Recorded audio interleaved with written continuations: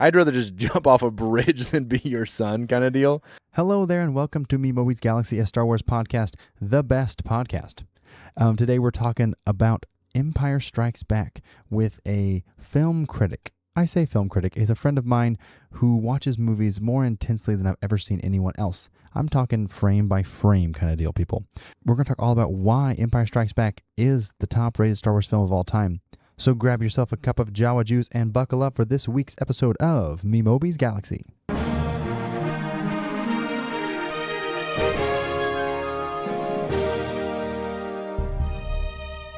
And I'm joined today by a coworker and a friend, someone who enjoys movies probably more than anyone I know, and I think watches most movies that come out in theaters. Lucas, how are we doing today? I'm good. I'm doing great. I'm glad to be here. Do you watch all new movies? Is that a thing I've heard? I try to watch as many movies as I can in theaters, but probably not like children's movies. You're like more into the. I'll go and see pretty much everything I can. I can't see everything, obviously, right. But yeah. How many nights a week would you say you go to the theaters like these days? On average. Well, probably two or three. Two or three usually a week. That's a lot. Yeah. I mean, compared to me, I've only seen like 5 movies in theaters this year, I think. Yeah. I don't have time. Yeah. But all right, so let's get to know your background a little bit. What's your quote unquote Star Wars story? When did you first watch Star Wars? So the earliest memory I have is like I think I was probably 4 or 5. Okay. And we had the boxed VHS set at my parents' house in Anchorage, Alaska. And yeah, my brother and I, we were just obsessed with it. Like we would watch them all the time. Yeah. Probably watched episode 4 more, but yeah. So then you got to experience the prequels when they came out, right? In theaters? Yeah. I was in line. I was actually the second person in line to get a ticket in Anchorage, Alaska, for Phantom Menace. Nice. And how was your? Before I don't want to get too deep into it. What was your general reaction to the prequels when they first came out? Well, I would say that I guess I was a little bit disappointed coming out of the theater for the Phantom Menace. Yeah. But I didn't really like portray that like at the time. I was kind of like, yeah, everybody has to go see this movie, you know. Yeah. Like I think I was a sophomore or junior in high school at the time. Yeah. So I think a good way to kind of place you where you are in the Star Wars world, I want to have you do a thing. So you know Mount Rushmore, right? Yeah. So Mount Rushmore, you get to decide who is your Mount Rushmore of Star Wars characters. Ooh. I'm not making it be Jedi, not making it be just your favorite 4 Star Wars characters. I didn't even think about doing this. I don't have mine. I did Star Wars women last week, but what do you think? What are your top 4? Favorite 4. Okay, so I think number 1 for me has to be Yoda. Yeah. I just love Yoda, especially rewatching for prepping for this podcast. Yoda is like he's like the perfect embodiment of like wisdom and almost like spirituality, like in a weird sort of way. I just love the way he talks and the way he looks, and so Yoda would be number 1. Okay, Yoda. I really like Han. Han's a classic. Han's classic. I liked as a kid. I loved Boba Fett. Okay, yeah. And number 4, I'm trying to think of one. So I loved Darth Maul. Yeah. Like Darth Maul's cool. Yeah. So I would say, Darth Maul. Darth Maul, nice. Yeah. I'm not going to put myself on the record right now and say what mine are. I could do, I want Max Rebo, Bib Fortuna, let's see, the Psy Snoodles, and just kidding. And Droopy McCool. So I think that places you well, kind of lets people know kind of where you stand in the Star Wars universe. Because like me being have watched so much Star Wars of like extended universe and like Clone Wars and like loving the prequels, it's real hard to narrow down 4. Yeah. Because like there's so many good characters with good backstory now compared to like if it was just original trilogy, like I could break it down to original trilogy, prequel, like, you know, I could do that. But doing the whole thing, I don't know. But all right. So we're going to get into this movie, episode 5, which I want to premise with it. My mother and father, their first date was to A New Hope. So when... Oh, that's interesting. 3 years later, you know, this movie came out. My mother, I think, senior. They were all very confused because the first movie they saw was Star Wars. Yeah. And now this one was Star Wars Episode 5. Yeah. And they're like, excuse me? Yeah. But I think it's a fun thing. I think it's cool that George just went for it. Yeah. Just like, you know what? Screw it. Let's just do it. Yeah. But we're going to talk about specifically, why is it the best movie in Star Wars? Like, arguably, right? It's not my favorite, but it's overall, I think, voted everyone's favorite across the board. Yeah. So I want to kind of talk about like why is it still holding true to that point, I guess. If you want to, do you have any initial thoughts? Yeah, I would say that it's a traditional 3-act structure, and I think that every act is like it's very distinguishable from the previous act. Yep. And everything is leading to this ultimate finale of Luke finding out that Vader's his father. Yeah. But spoilers. Spoilers.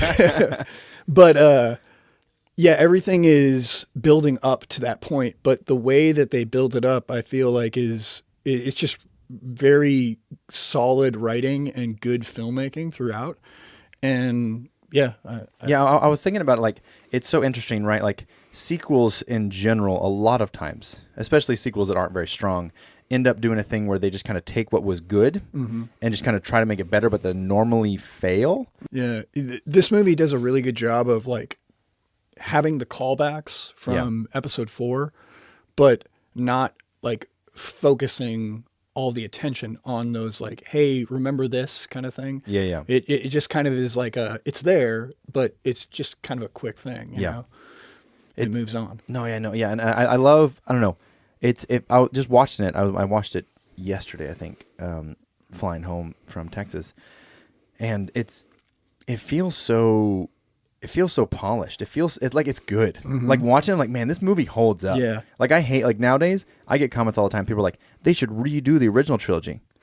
I'm like, yeah, why? Yeah. With modern technology, I'm like, but have you looked at it? Yeah. It's beautiful. Yeah, it makes and like practical effects, like to the max. Yeah. Like I was like watching, I was like, man, if they made this now, it just wouldn't look good. Yeah. I think like them having to struggle through like practical effects and like going to like actually up to whatever Norway or wherever it was to film this, like it looks beautiful. Yeah. I love how George, like, I don't know, I'm a big George fan, obviously, but I think just like story wise, I love the intro. It does a really good job of like establishing where people are, but not like in your face, if that makes sense. It's interesting because the opening crawl is basically like Vader is looking for Luke. He's obsessed with trying to find Luke. He needs it. But you're not really given any other information. No. You know? And then you're in Hoth and you're going through their journey, Luke and Han.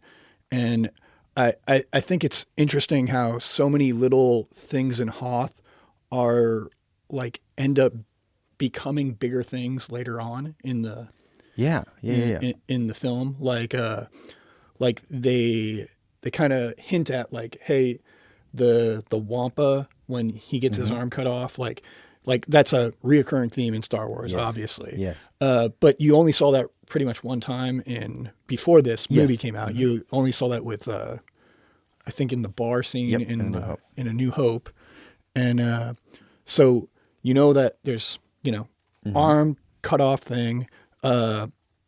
One thing that I noticed this time around, just looking at some of the filmmaking, is after Luke goes to find, Han goes to find Luke. Yeah.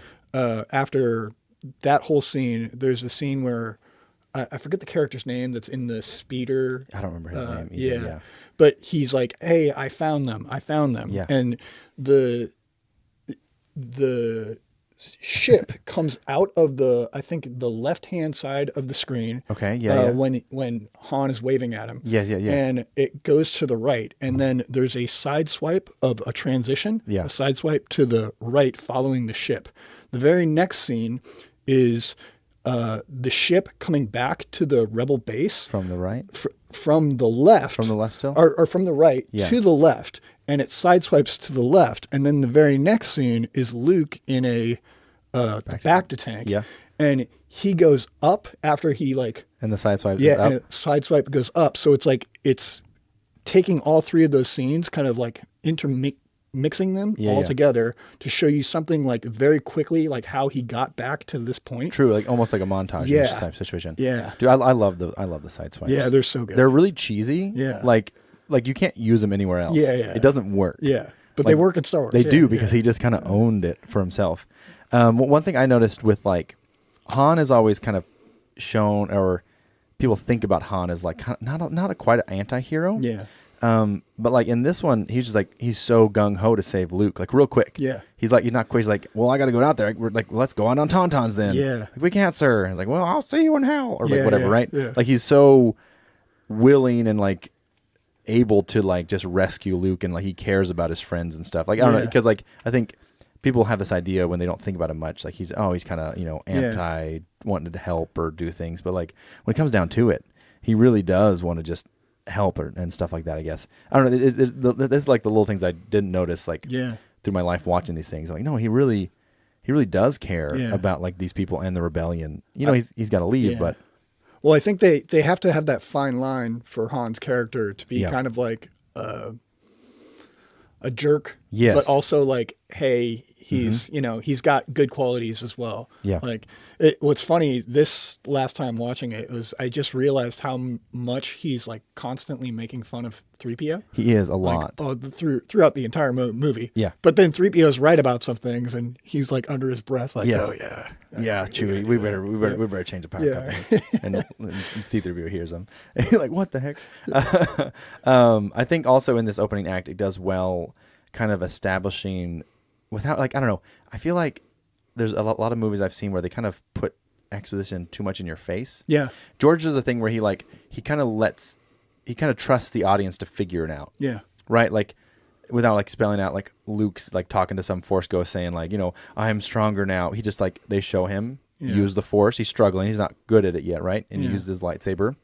And like it lets the audience use their brain a little instead of just spelling everything out exactly what's going to happen. Yeah. And I love that because like it just really shows where Luke is in the world right now, like how he's doing and why he's wanting to train more, right? Like he's not quite as far as we'd hope he'd be as a Jedi. That's one of the notes that I actually wrote down too, was the exposition is like, there's never more than there should be. Yeah. It just like, it gives you enough to kind of like, I wonder what happened, but it doesn't really tell you that. And it gives the audience to kind of fill in the blank. Yeah.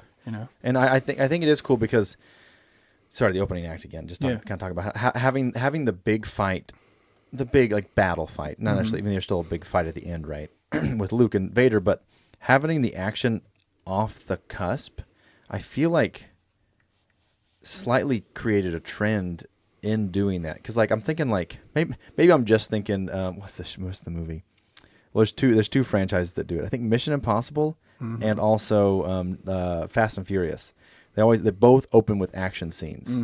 And James Bond, the newer James Bond dude as well. Yeah. They always have a big one at the end too. Yeah. But I think that's a cool thing to do at the start of your movie. Just like starting with like kind of big action, like, oh, what's going on? Like it's just happening. It kind of gets you into the universe faster than just like a slow build. Yeah. Right. Like we've seen episode 4. We don't need what is Star Wars. Like you know it, you should know it by now. Like you've had 3 years to watch the movie kind of deal is kind of what. And George he kind of makes movies not necessarily for the opening day. He makes them for people to watch forever. Yeah. Which I love.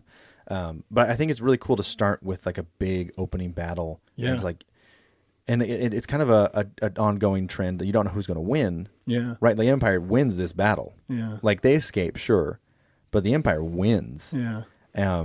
Which I think is cool, because I love the good guys not always like, they're winning, but not like winning, if that makes sense. Yeah. Can we talk about, in Hoth, one of the things that I've really like come to appreciate about Empire is that like everything is setting up everything for this end climactic giveaway. And I think Hoth is a really interesting spot because it's super cold there, and they establish like the weather is is very cold. So like right off the gate from a filming perspective, it's like, hey, this is going to be a colder movie. Yeah. Like to the audience, like it's kind of giving that away. Like this is going to be a colder movie. Yeah. And it's not going to be as maybe feel good as the first one. Yeah. And it's constantly doing that like throughout the film. Yeah. It's super, the weather is an interesting, and even on Dagobah, Dagobah, that's the second act, obviously, but Dagobah, the intercut between Luke on Dagobah and Leia and Han and Chewie in the asteroid. Like it's kind of very similar like weather patterns. Like Dagobah is like very foggy, and when they go outside, it's all humid and stuff. Yeah, and it's kind of foggy. Yeah. They're that's done purposely. Right. That's true. I mean, that's the kind of things I never really notice. Yeah. I never put it. I'm sure I notice it, if that makes sense. Like it's like naturally in my brain, but I couldn't put it to words. Yeah. Specifically, like there's a lot of, I know like Breaking Bad does that kind of stuff a lot. Not necessarily weather, but like color and stuff like that, like showing different kind of color patterns to do different kind of moods. That's cool. I never really noticed opening with being cold. Yeah. And letting people know this movie is not going to be as warm as others. It's also stark contrast, different than the space battles that you've seen previously, like, because in episode 4, like space battles, they're all space battles, and it's dark and you can hide the lines of the ships. Yeah. That's one of the cool things I think about Empire is like, they really did a good job of, obviously they're filming with green screens and other techniques, but they really do a good job of like hiding these these lines, Oh no, it looks good. Yeah, it like honestly, great. Like the combination of like the stop motion walkers and like the live action like pieces is honestly really impressive. Like watching back on it, I'm like, because like A New Hope, if you watch on like a big screen with like, you can kind of catch some edges and some cutout things. But this one is good. This one like, it's a good battle. Like. Yeah, like George was pretty good. Like I know for episode 4 he spliced together like old dogfighting stuff for his final one. I don't know what he did on this one, but it felt I don't know. It's like you said, it's good. Yeah, it feels good, and like them trying to figure out how to use tow cables and like I don't know. I agree. What did you think when you first saw the tow cable? Like I remember as a kid just being like, "Whoa, they have tow cables!" Yeah. Well, as a kid, I thought it was the plan the whole time. Yeah. But I don't think it was, because they just happen to have these ship in the rebellion. Yeah. And again, my whole life was Star Wars, so like I don't really have a memory before Star Wars. Yeah. So like we were quoting that one more pass, one more pass, stay on target. Yeah. Like those are the ones we quote a lot. No, I thought it was great, and like. Yeah, and I think like having a ground battle was cool, like showing the war of Star Wars for sure. Yeah, I think it was definitely a neat way to start the movie. I'm trying to think of it, like who else but Vader, he comes down, he's all about it, and it definitely shows the. They talk about like the Empire's really ran on fear, like very fear based. So like. Someone says, "Oh, I think this is the rebel base," and the guy's like, "No, that's not it." Yeah, like, he's almost like scared to even bring it up, and then like Vader's like, "It's it." He's like, "Well, sir, are you sure?" And he's like, "Shut up." Can I give you some things, some notes that I wrote? So after it shows Luke in the bacta tank going up, yes. I believe the next scene is Vader in his almost bacta tank thing. Yeah, his thing. He's like black, whatever. Yeah, it's kind of like a bacta tank, and he's coming up. So they're showing that's a filmmaking technique, to show like, hey, these both two sides are kind of interlinked. Yeah. Like these characters are interlinked. We're giving you hints of the thing that's about to come. Yep. Kind of throughout. And I just love those little tiny little like details. filmmaking details. Yeah. basically they tell you in the first act, it's in one of the very first scenes, they establish that the Falcon has had problems with the hyperdrive. And that is a constant thing throughout the movie. Like you're constantly re-shown like, oh yeah, the Falcon's not properly working. And so they have to basically use their wits to outsmart the Imperials. You know? So that is they establish that too. They establish a little bit of a romance between Han and Leia.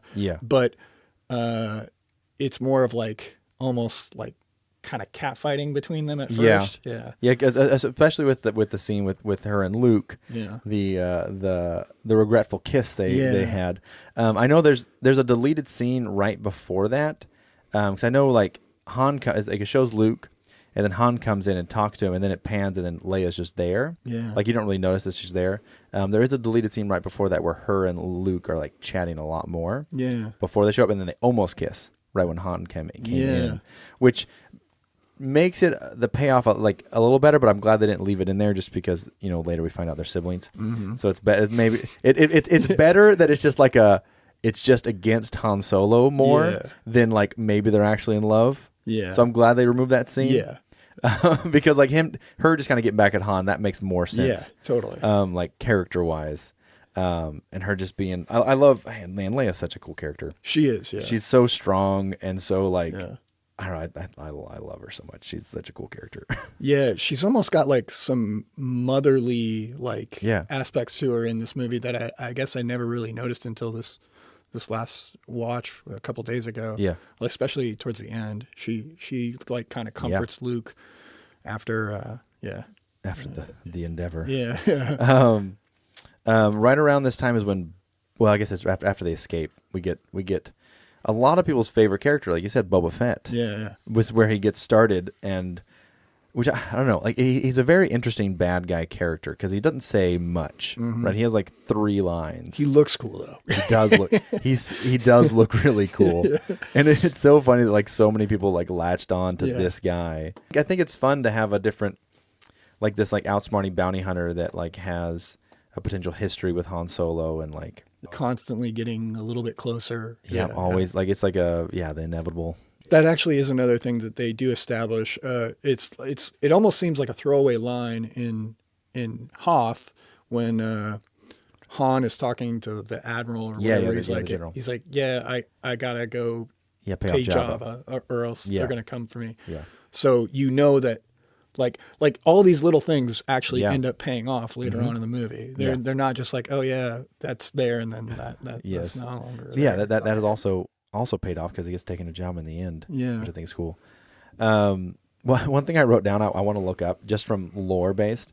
So Luke gets in his X-wing and he flies away, and he tells R2, he's like, "Hey, you can switch off. I just want to fly on manual mode for a while." I'm like, homeboy's flying across the galaxy, just flying, just chilling. Because I was like, I'm pretty sure the X-wing has hyperspace, but like. I don't know. Well, I think they said that. I noticed that too, and I kind of had a similar thought, but then I was like, oh wait, he's telling that to R2 because he doesn't want R2 to bring them back. Because he basically tells like R2, I'm going to put it on manual mode so you can't control the ship because because he was scheduled to go with the rebels instead of go to Dagobah. That makes sense. Dagobah. Yeah, actually, Dagobah, that is probably my favorite part of the movie, I think, is Dagobah. Because they explain so much about, like, the Force. And, that's one of the notes I have is, like, they do such a good job of explaining the Force. And, like, explaining, like, in a really nice, deep terms, but, like, where you can understand it, or at least you feel like you understand it. I don't know if you do or not. And I think it's a good expounding upon what we got with Obi-Wan from episode 4, like we got a little bit from him. But yeah, man, the set is again amazing. I love all their practical sets are insane. Like a full blown thing. Like I remember Mark Hamill talking about it. Like he said it was pretty rough because like it was just him.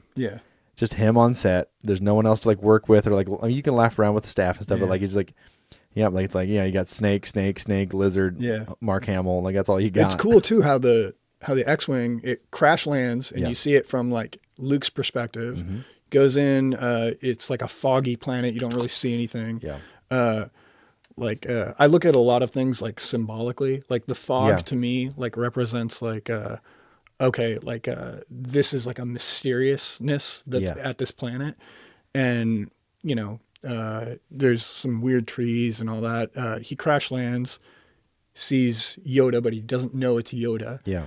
And, that like adds to the mysteriousness of like he's trying to find Yoda to Yeah. get taught, but like Yoda is like the Force is mysterious, like it is Yeah. a mysterious thing. That's probably why they chose the fog in that planet, Yeah. like I think that's a really like interesting. A lot of the filmmaking choices are just really interesting there. Yeah, like I mean, like he's coming into this thing, and like it's like the mystery of the Force. Like he doesn't really understand it fully. Yeah. He's trying to figure. Yeah, like, yeah. It's just like I also think it's so funny when he just crashes. Yeah. He's like, "Yep, it's foggy. We're going in." Just crashes into the ground. Yeah. It's like I think we're good. Yeah. I wish I could have seen the movie not knowing who Yoda was. Yeah. I think that would have been a cool experience because Yeah. like actually thinking, oh, maybe this isn't Yoda. Yeah. I never had that. Because like, Yoda was around all the time. We just had Yoda figures, so I knew who Yoda was. But yeah, I think it's fun just having Yoda kind of be a senile old man. Just kinda, I mean, he's been there a while. Yeah. He's just a crazy little guy. Yeah. I love the design of Yoda too. Like that is one thing that I will say to me that I kind of appreciate more of the older trilogy compared to the newer.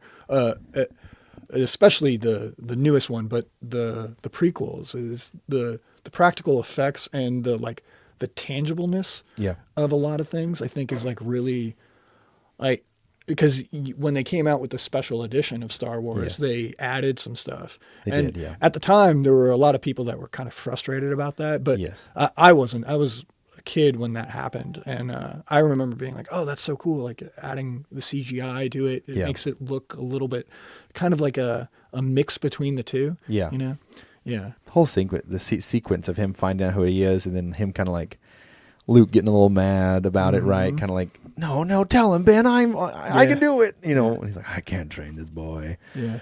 Then him begrudgingly training him. Yeah. I think it's I don't know.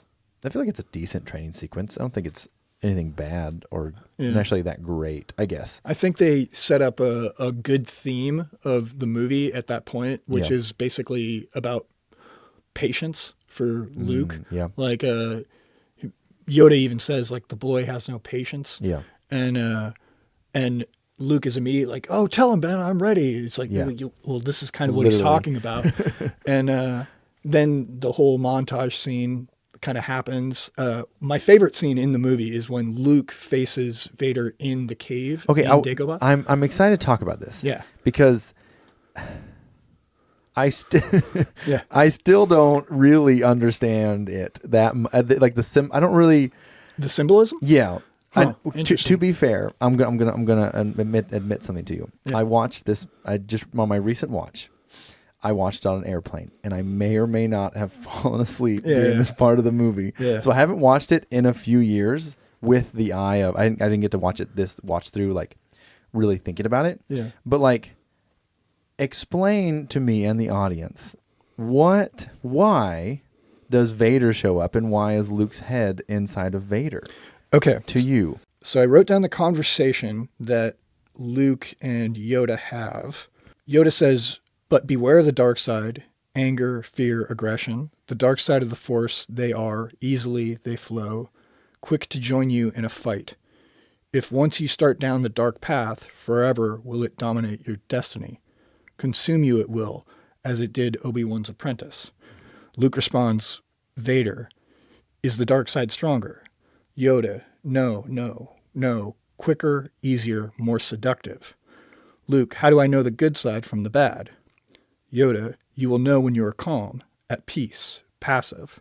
A Jedi uses the Force for knowledge and defense, never for attack. Luke, but tell me why I can't, and he gets cut off. Yoda, no, there is no why. Nothing more will I teach you today.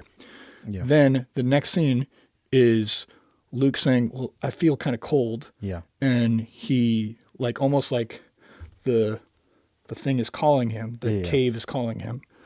And he's about to go in there, and he asks Yoda what's in there, and Yoda says something along the lines of like, it's evil. Yeah. And but you have to face it. And this is a callback to when earlier Yoda was like, or Luke was like, I'm not afraid. And Yoda was like, well, you will be. You will be, yeah. Yeah. So they're setting that up. They're setting that scene up.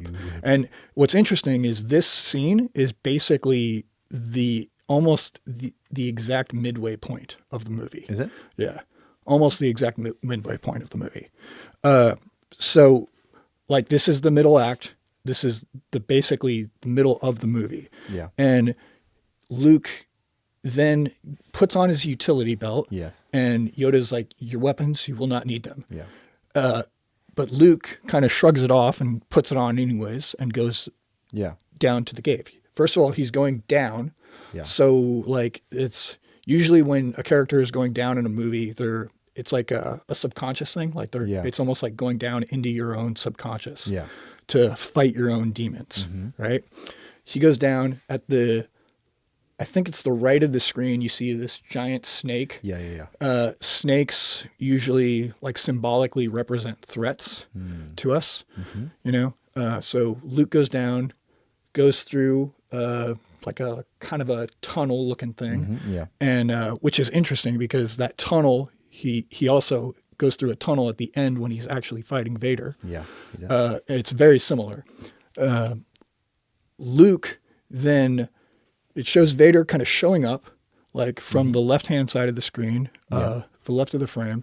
And then Luke immediately pulls out his lightsaber. Yeah. He is the first one to pull it out. Yeah. Exact contradictory to what Yoda was saying. Yeah. You know, so Luke still hasn't learned the lessons yet, but he's beginning to learn. And he hasn't let fear is basically controlling him. Right. Right. So Vader comes closer. Vader pulls out his lightsaber, and then Luke immediately like cuts off his head. You get a really quick fight scene. Luke cuts off his head falls down, and then it kind of explodes, and you see like Luke's the smoke face. And Luke's face. And that is basically it's basically George Lucas telling us like kind of giving it away. Like Luke is like, these are the same. Yeah. It's like the same person almost. Right. This is like your enemy is you. And not only that, but like also we know, because we have all seen it, that, that Vader is his father. Yeah. But it is a foreshadowing of like, hey, this thing is like derivative. It's happened before. I've always kind of slightly understood that, but not, I don't know. Still don't know how I feel about it. It's fine. Yeah. It's good. Yeah. There's a lot of like, I think symbolism in a lot of the scenes. Like especially the snakes in there, and like how he's kind of going down a dark tunnel. And I do think like even the going down into the cave is like a symbolic, like, because this is like a vision. It's not like a real thing. And it's kind of filmed like almost. It's filmed slightly differently. Slow motion. Yeah, almost slow motion. I think there is slow motion in it. It's like, and it like the frame rates like drop. Yeah. So like it's different than anything else is filmed in the movie for sure. Yeah, there's no slow motion. And Luke has to face the fact that he is maybe not ready for this either. Like he thinks he's ready, but he's not. You know. Yeah, no, he thinks he's all that. Yeah. Yeah, because I think Yoda says something like, I think he says something like he says something about like what's in there is only what you take with you. Yeah, exactly. That's what it is. Like, so if he takes his weapon, then like he's taking his fear with him. Because if he's not scared, he wouldn't take his weapon. Yeah, he's like, well, I'm going to take it anyways, kind of deal. So in response, because I think lore wise, it's like a dark side nexus place, and that's why Yoda chose this, because it's really strong in the Force or something. Yeah, there's like some lore to why why Yoda's so close to this like dark side place. Yeah, that's interesting. I've never really gotten super into the lore. I've always just looked at it more like symbolically. I think probably it started as a symbolic thing, and then like later they're like, hey, this actually works. With why Yoda chose this place. Whatever. Like, I don't know. There are lore things that I think people have come up with afterwards, if that makes sense. Then during this whole time, we have Han and Leia and them. They're trying to get away from the Darth Vader, they go into the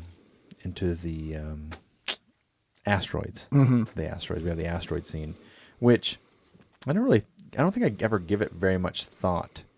To me, I think it was always like, oh yeah, it's just something for them to do, somewhere for them to be. But it does. I mean, it builds. It builds more on like.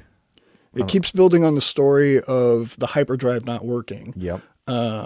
There's also an interesting parallel, though, after when they get out of the, I don't know what the monster's called, that they're... Space slug. Yeah, space slug or something. After they get out of that, and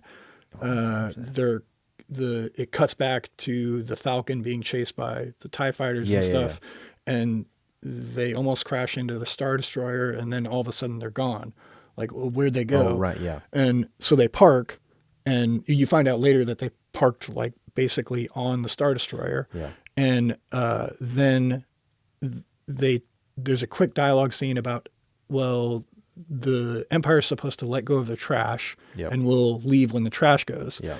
And I'm not positive on this, but if I were to say this, I would say that if you looked at the time signature on the first movie, when they're in the trash compactor, to the time signature on this movie, I would say that they're probably very close. It's right before the final. Yeah, but it's an interesting thing too, because it's almost like that one man's trash is another man's treasure type of lesson. Like in the first in episode 4, like they're almost killed because of the trash. Yeah, But in episode 5, they use the trash to get away. Yeah, which is an interesting like little. Yeah. No, that's good. I've never thought about that. And I bet it is. I know episode 4 is pretty short, so I don't know if it maybe percentage wise it'd be about the same place. I don't know about timestamp. And then freaking Boba Fett just knows that they're going to do that somehow. Yeah. Has he been doing that every time? He's been in the trash every time. How to get in there? It's fine. Yeah.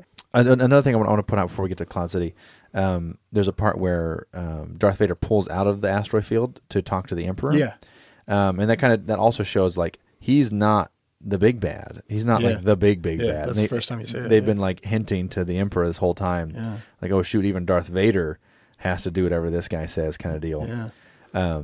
You know what I noticed that I had never noticed until this time was I always remember seeing this, but I don't remember the dialogue until the other day. But Vader kneels down. Yep. And he's talking to the holograph of the Emperor. Yep. And he says that the Emperor says that Luke is the son of Anakin Skywalker. Yeah. And Vader says that can't be possible. Like, how is that possible? That's impossible, or something like that. Yeah. And then he says, well, search your feelings. And he's like, oh. So you know that it does set it. It's not like, I guess the way I always perceived this movie prior to that was that it's just Vader always knew that Luke was his son. Yeah. But I never really remember hearing that piece of dialogue. But once you hear that piece of dialogue, it's like, oh yeah, like that makes sense. Yeah. That he knows that he's his son now. Yeah. Yeah. I feel like maybe he had I mean, obviously, I don't know. Episode 4 is pretty quick. Yeah. He doesn't know who he is yet. I think once he senses it. He senses that he's strong. Like in episode 4, he just senses that he's just strong in the Force, I feel like. Yeah. But I feel like maybe once he figured out it was called Luke Skywalker. Yeah. yeah. It's like Obi-Wan Kenobi just changing his first name to Ben. Yeah. Kenobi. Yeah. Okay. Like, come on, guys. Can we change it a little bit more? Yeah. I think it's interesting because watching the Kenobi show, have you watched the Kenobi show? So there's a part where Palpatine's like, you got to stop, you gotta stop looking for this guy. Like, come on, like we have things to do. Yeah. And so, like from the Emperor's perspective, this is like, all right, you guys, like Vader's off on another trying to find some Force user again. Like, settle down, dude. Yeah. But yeah, then we get to Cloud City, which my first note I wrote on Cloud City was I forgot that the clouds weren't always orange. Yeah. Because most of the scenes we see are sunset, but there's like one scene where it's all white. I'm like, oh. I didn't even, why in my mind it's always orange, but they're not always orange. Bespin, Lando, a lot of mystery around, because like it's if you take it from like Leia's perspective, it's very, very tense situation. I think I've never really noticed how tense it is, I guess, in the past, but like she's real worried about this whole Lando. She's like, obviously we find out later that she technically can slightly use the Force, right? So like she has a feeling. She definitely has a weird the things are weird. But then we get we get more of the hyperdrive being broken. They're gonna fix it, and we get some Lando being weird and like their backstory, like a lot of fun backstory, just like. Well, look at you. You're becoming a businessman. Yeah. And like, you also get that he lost the Falcon to Han in some sort of a game. It's not exactly explained, but... No, it's like, I won him fair and square. Yeah. Like, it's good. And then, like, we have... Obviously, it's very early on that we figure there's something bad happening because C-3PO gets blown up. Yeah. I think... I didn't clock it till, like, this last... Not this watch through, but, like, one before that. Like, who blew up C-3PO? Yeah, I never really thought about it. Like, who shot him? Because the voice is kind of weird. It doesn't sound like any voices I've ever heard. But it was just stormtroopers. Yeah. And I never really realized that because it's when C-3PO comes back alive, he's like, "What? Stormtroopers here?" Yeah. And like, I think in my mind it was always just like the freaking pig guys or something. Yeah, yeah. Because they don't really show it as necessarily. And I think it's just funny because like this time I really clocked. I'm like, oh wait. Like I wrote down. I was like, wait, who blew up C-3PO? And I was like, oh wait, yeah, it's the stormtroopers. Yeah. Because like their voices aren't stormtrooper voices. I think the Cloud City is pretty interesting because this time around watching it, like everything looks like almost pristine, right? And everything like the palette, the color palette is like very white and everything looks very clean and pristine. But then as 3PO goes into like almost kind of like I guess you would call it like a storage closet or something. It's like a lot darker there, you know? So it's like the peripheral, like what you're seeing is like, it looks nice, almost but like a false front. Yeah. Like a false front. Yeah. Trying to look nice, but then the underside of it is like this evil, but not necessarily evil. Like, like we see it like the underbelly of the planet or the station. Right. We get that with like the where they take Han and them to carbonite chamber. It's all dark and like ominous and weird. Yeah, there's lots of weird tunnels in Cloud City. I think I always kind of forget for some reason. I don't really like think about that like the final scene is Cloud City with like Luke and Vader. Like I know it. Like if I think about it, oh yeah. But like in my mind, I don't know where I think it is. Like it feels very Death Star. It feels very Empire, I guess, in that way. In this is when I really noticed. Especially near the end of it, the John Williams' soundtrack was just so like good. It was so good. Yeah. And like one of the things I was thinking about, like I don't think John Williams makes Star Wars, but he wouldn't. I don't think John Williams can make a bad movie, good. Yeah. But I think if Star Wars didn't have John Williams, it wouldn't be nearly. If it just had a regular soundtrack, it wouldn't be on the level it is. Can I just give you a little anecdotal thing? So I went to film school. I went to UNLV, and I remember we watched E.T. one time, but the teachers edited out the music. Yep. And so we watched it without any background music. It had all the dialogue and everything, just no background music. And the one scene that I remember about that is at the very end where E.T.'s kind of going up into a ship and he like turns around to look at Elliot. In that scene, in with the movie the way it's supposed to be presented, like theatrically with the music, it's like super powerful, like moves you, you know, and you almost like want to cry. Yeah. But without the music, it was like lifeless. It had no, it was just like, oh yeah, this has no, like I don't feel anything. Yeah. You know? And so the music absolutely carries it. And not only that, but there's themes, like musical themes for like everybody's character. Yeah. Yeah. John Williams themes. I wish I knew the number. Did you watch the John Williams documentary? No. Oh, dude, it's so good. What's it on? It just came out. Disney Plus. He's like all his themes are insane. Yeah. And they're all so, I don't know how somebody can write that many unique, iconic, catchy tunes. Yeah. Like every single one, not every single one, like he's written everything just for a John Williams quick glaze, just like everything, like Superman and like Jaws and like I mean it carried Jaws for sure. Totally. Without that, it would have not been very scary. E.T., all of them, dude. And even Harry Potter, like the first two Harry Potters were him. Jurassic Park, It's insane, and like, the ending of this movie just swells so well with like the Cloud City theme and just everything just fits so well. And also sound effects in the show are really good. They really, I don't know, they hold up well, man. They feel distinctly Star Wars. Yeah. But unique in their own right, if that makes sense. Yeah. So the big fight. Well, okay, we have to cover Han and Leia's talking about how they love each other. Yeah. I didn't realize watching it this time, I thought there was more of like a pause between when she's like, I love you. Yeah. He says it quick. Yeah. Like I think in my mind it was always like I love you, like a do. I know. Yeah. It's like I love you. I know. Yeah. Like I was like, wow, like this is a lot faster than I had it in my head canon here. And I was like, it's perfect for his character though. It does. Because it's he's so like perfect. he's such a cocky guy. Yeah. I don't know if it's cockiness or just confidence, but Yeah. he kind of like is always on that fine line.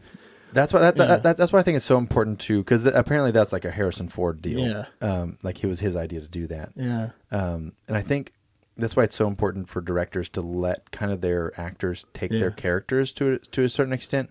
Obviously, if your actor wants to do something ridiculous, then like, okay, that's not what we're thinking. Yeah. But I think it's important and cool that George let him do that, and he's like, oh no, that's right.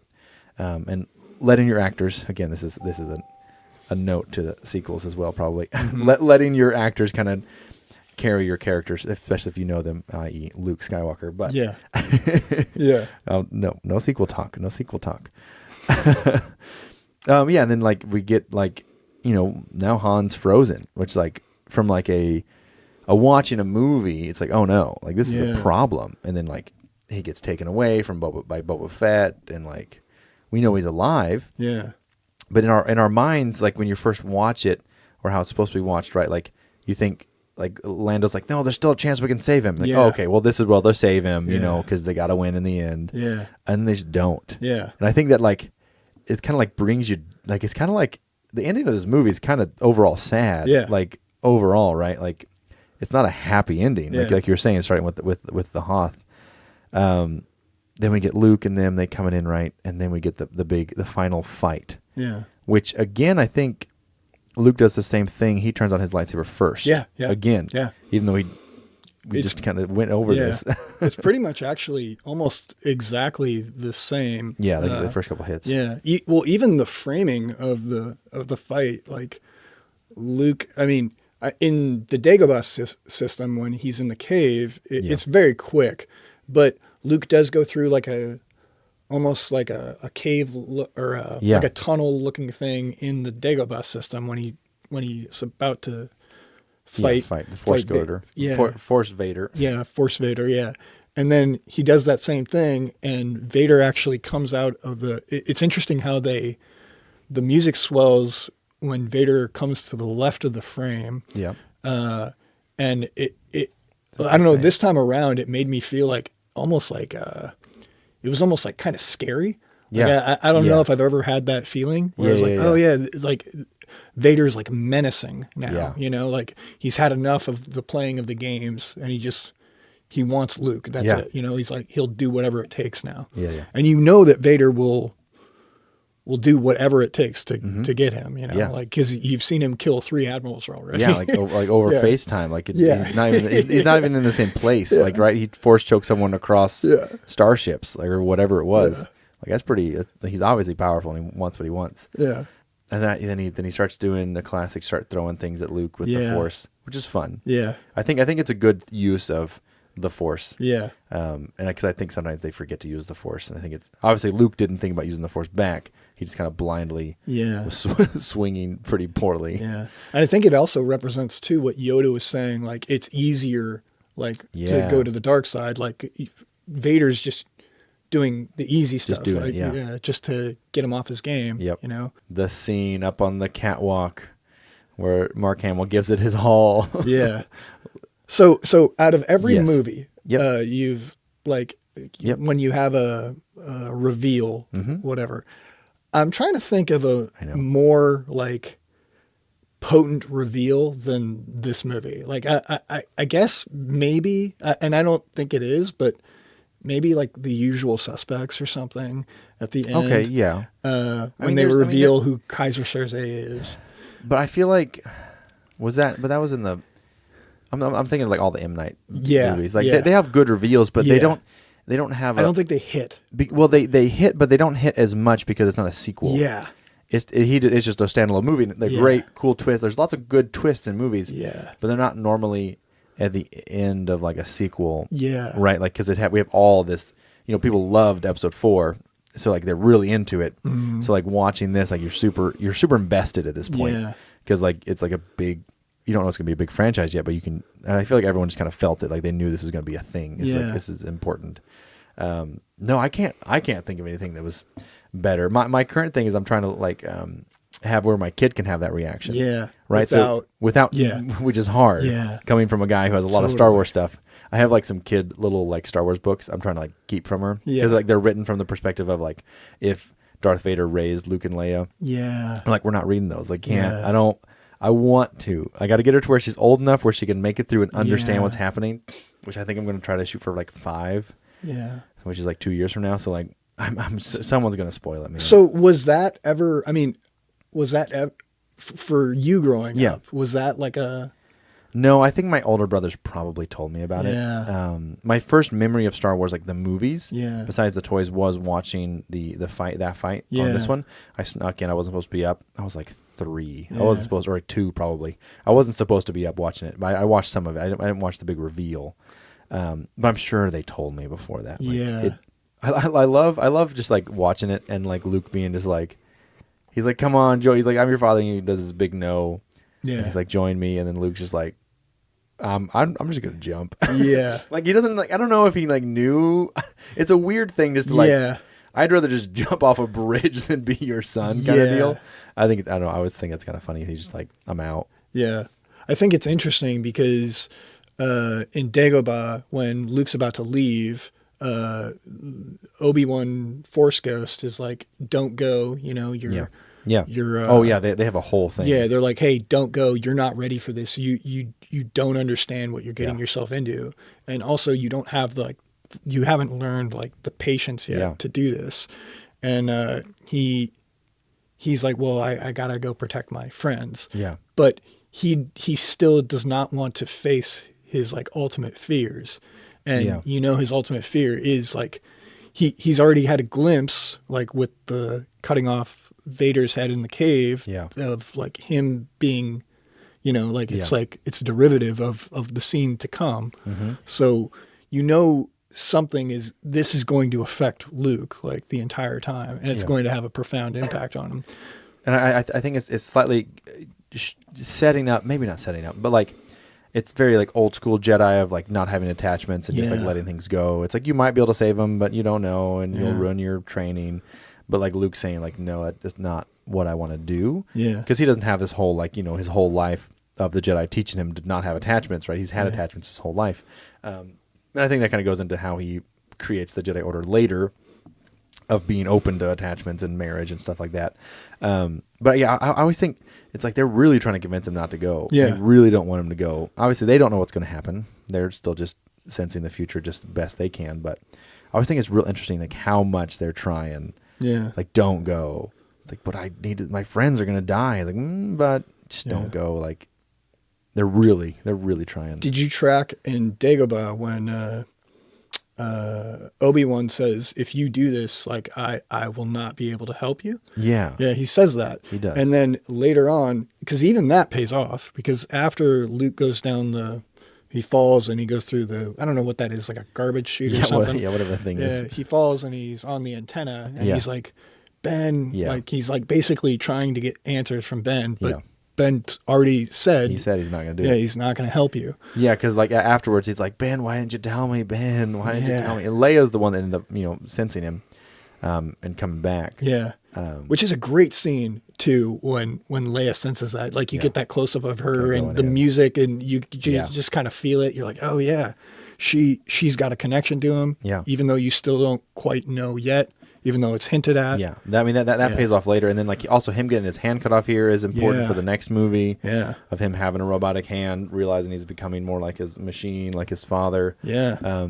it does a good job of, it does what a sequel is supposed to do. A middle of a trilogy. It's such a solid middle of a trilogy. But so I guess my question is, again, why? Is it because of just all these things? Just because it's so solid and just like is it the big reveal that makes it the favorite of everyone?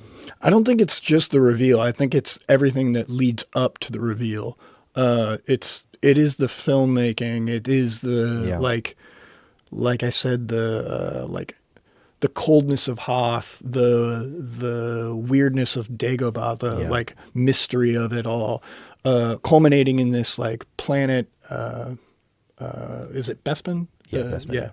Bespin, that is like a cloud city. You know, it's almost like, it almost looks like heavenly, but there's also like this weird evil, rotting almost. Yeah, something coming out of there. Yeah, but it all adds up to this cohesive. It's like it's almost like, what's that saying? The sum is greater than the individual parts. The parts. Yeah. I see that. I see it because it is a really, obviously a solid movie. Yeah. And I think that part of it is also them not winning in the end, right? I don't really say that out loud, but like, they don't win. Yeah. And it's set up that they're gonna win in the next one, right? They're like, oh, we're gonna find, like, let's go out, we'll find them. Like, that's how it ends. Like, okay, we'll meet back up with you on Tatooine, and like, it sets up them going.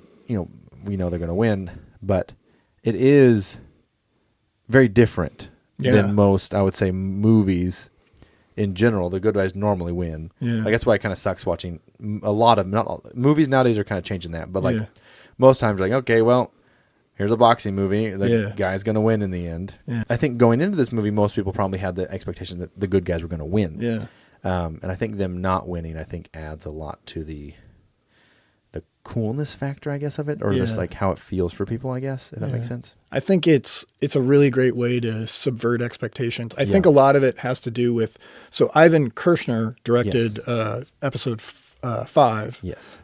So it wasn't George Lucas that directed it, but obviously George Lucas and Steven Spielberg played a big part in like the production, and you could say that George Lucas was like a secondary director on this movie. He obviously was. He was around. Yeah. But I do think Ivan Kershner, he really like emphasizes like a lot of character development, like little moments that I'm not sure that you would get with George Lucas, like Agreed. little character moments. Yeah. Yeah. I don't know. Do I think it's the best? Do I think it's the most well-made Star Wars movie? What would be your answer? Well, my favorite, see, because favorite. I can tell the difference between favorite and what's the best, right? Like I think the best, like I can choose like what's the best made show, but it's not my favorite show, if that makes sense. Well, I don't know. Have you seen my room downstairs? What do you think my favorite movie is, man? I have a 7-foot-tall Jar Jar Binks statue. It's episode 1. Because it resonated with me as a child really well. Yeah. So like, I'm definitely a prequel kid. Yeah. Because that was like my new ones, and it worked so well for me. I mean, I love the original trilogy, and I still do, and I enjoy them a lot. But prequels just hit different for me. Episode 1, man, it's just good. I love the pod race. Do you think it's making me wonder? Yeah. Just as being a child, like you see these movies as whatever movie comes out when you're a child, you just kind of have that like nostalgia for it, you know? Like 100%. I think that's a big thing. It definitely, and that's going to be the new thing with the sequels as well. Like a lot of younger people do love the sequels. Yeah. Can I just say one thing is I would say if you really want to get into like the depths of these movies, this might sound crazy to people, but the way I watched this movie the other day was I was watching it frame by frame. Nice. Yeah, and you can just like, and it takes forever. Yeah, but you can just like, you can see so many little things, you know, that you would never pick up on just because they're going by way too fast, and you can't write down that stuff, you know, that's that true. fast. That's true. And, I was definitely missing things when I was writing it down. That's all I have. You have nothing else to say? I just love the movie. Thank you for having me on the podcast. You betcha. Let me do my outro. Thank you so much for joining on this very fun episode with a coworker of mine. We had a blast recording it. If you are listening this far, you probably enjoyed it. Go ahead and drop a follow or a like or a comment on whatever platform you're on. It helps out more than you could ever know. Join us in 2 weeks from now to learn all about a homeschooler's perspective on Anakin's love story in episode 2? ? it's a really fun episode we got to record. But until next time, may the Force be with you.